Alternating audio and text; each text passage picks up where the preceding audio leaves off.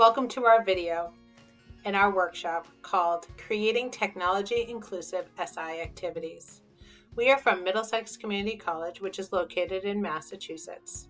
My name is Christine Bell, and I am the Assistant Director of Academic Support Programs. I have the privilege to be joined by two of my colleagues.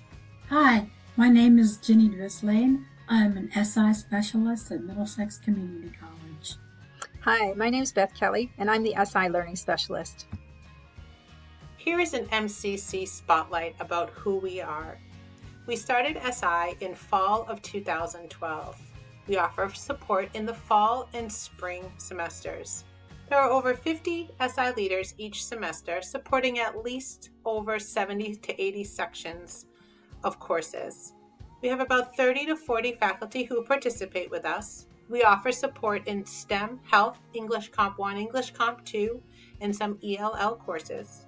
We are ICSI accredited program, and we provide an SI leader certification as well. In the academic year 17-18, over 1,100 students attended SI sessions. This picture looks all too familiar of this past year.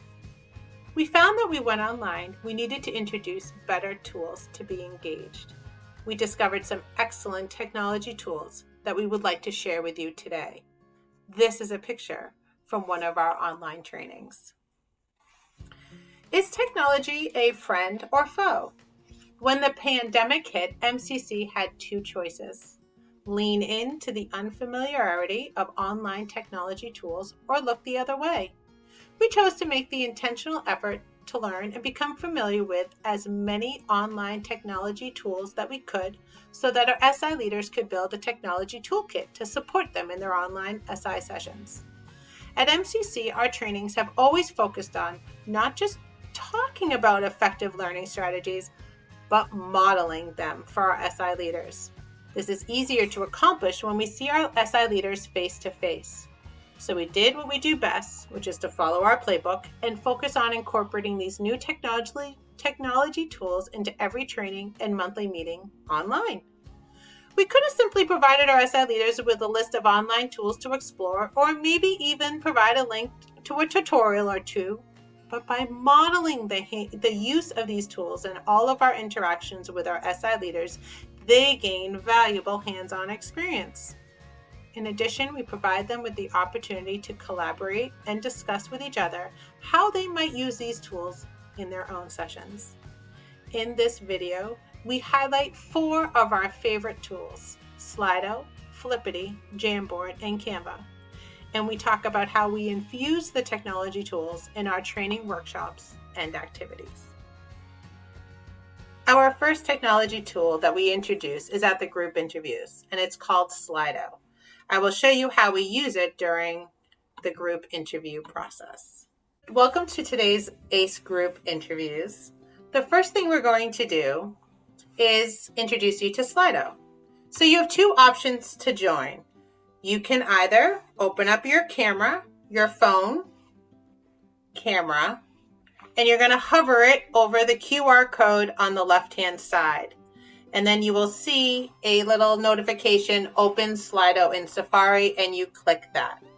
If you are having difficulty that way, the other way you can access it is you open Internet Explorer, you type in slido.com, and then you enter the code, which you see on the bottom of the screen, 089611. Press enter. And then you will see the first question, which is on our screen. What do you hope to gain from your experience as an ACE student leader? Try to think of one-word answers for this, and I'll give you a few minutes to do it.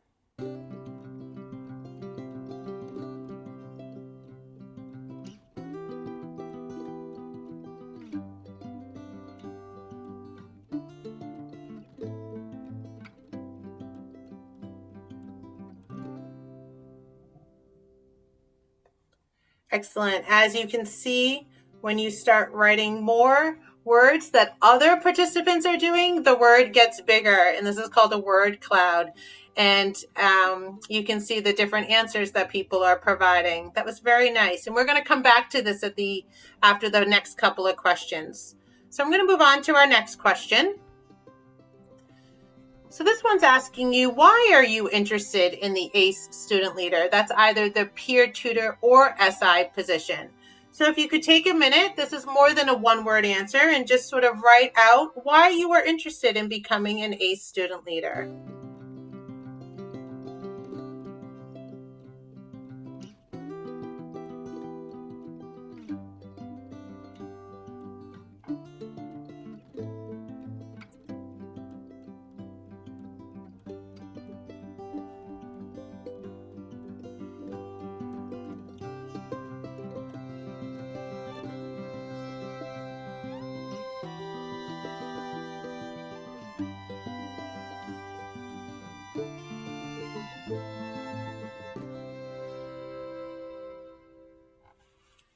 Thank you for your responses. I can see here some of you would like to earn some money and develop a better relationship with your professor, and you really want to make new friends and make connections. Excellent.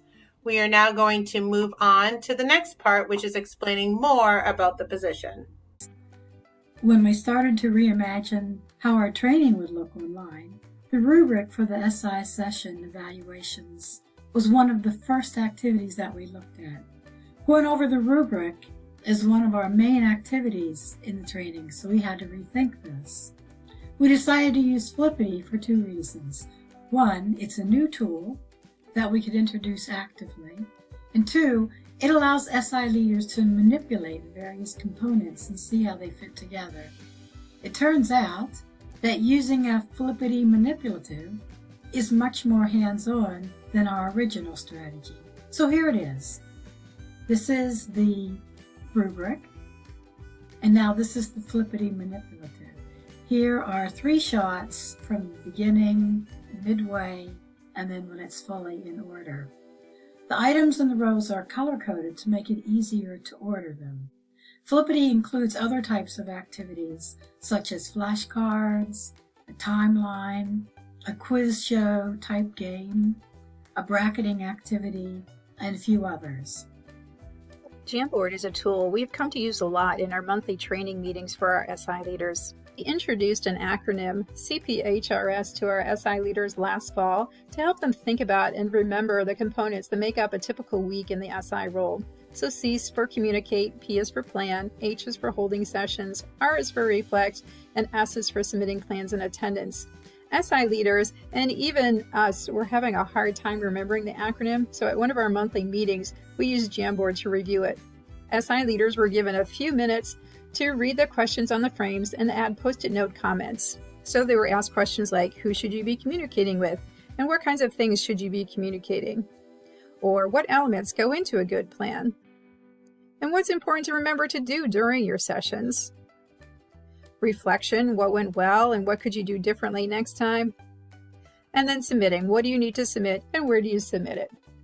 Now, Jamboard has also been a useful tool for doing temperature checks with our SI leaders, or to have them share their thoughts on various issues that are common in SI, such as struggling to get students to attend SI sessions, or SI leaders feeling like they need to do more instruction in their sessions, particularly if the class meets asynchronously, or finding the balance between enabling students versus empowering them. The nice thing about these Jamboards is we now have a record or artifact of what was discussed, and as well as the SI leaders' thoughts and comments, and we use this to shape our future trainings.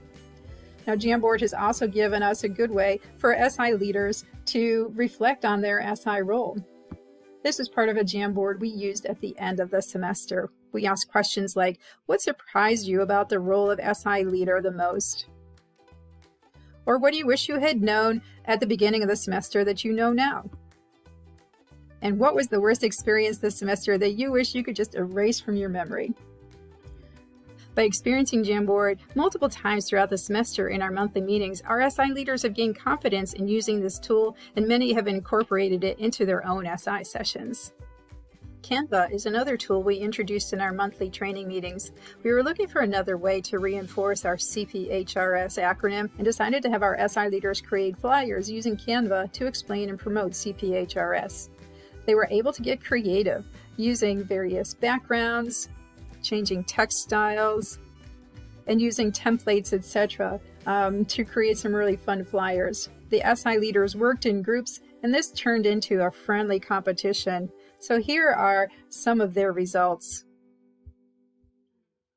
We use these flyers on our Blackboard shell to remind SI leaders of the importance of CPHRS, and we will incorporate them into our future training materials.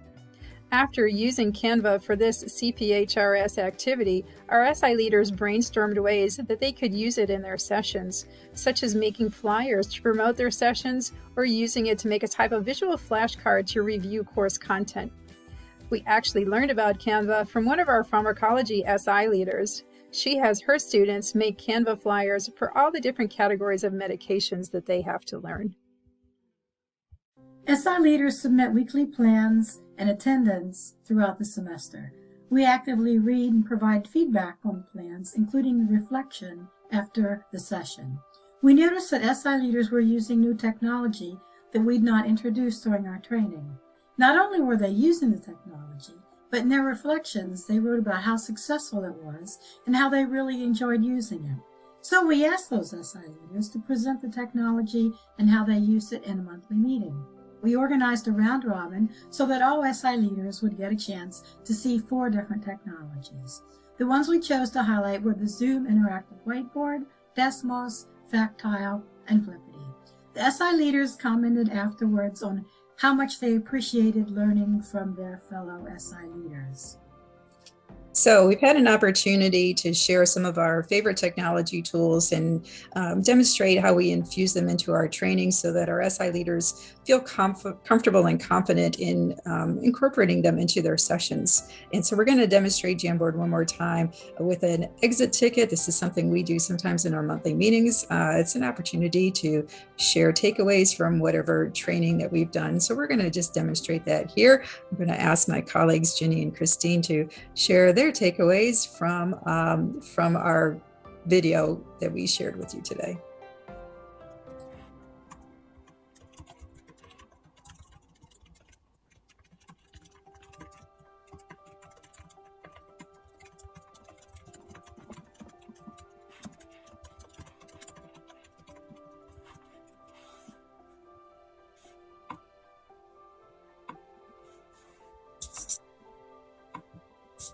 So this is great. We're seeing just ways that participants can share their final thoughts on a particular topic or training. And so this is where we're going to end for today.